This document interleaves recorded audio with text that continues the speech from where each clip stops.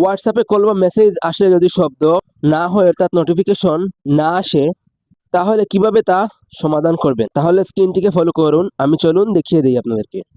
তাহলে first of all আপনারা click করবেন আপনাদের হোয়াটসঅ্যাপে, তারপর আপনারা থ্রি ডটে ক্লিক করবেন, তারপর এখান থেকে সেটিংসে চলে যাবেন, তারপর এখান থেকে দেখেন রয়েছে স্ক্রল করবেন, দেখেন রয়েছে নোটিফিকেশন, এটিতে ক্লিক করবেন। তারপর দেখেন প্রথম অপশন কনভারসেশন টোনস রিমাইন্ডার্স, এগুলো অন রাখবেন আমার মতো। তারপর দেখেন এই সব সেটিংগুলো আমার মতো স্ক্রিনটিকে ফলো করে স্ক্রিনশট মেরে অথবা দেখে দেখে আপনারা সমান করে নেবেন, অর্থাৎ আমার যেভাবে রয়েছে সেটিংস করা দেখেন সেইভাবে আপনারা এগুলো করে নেবেন।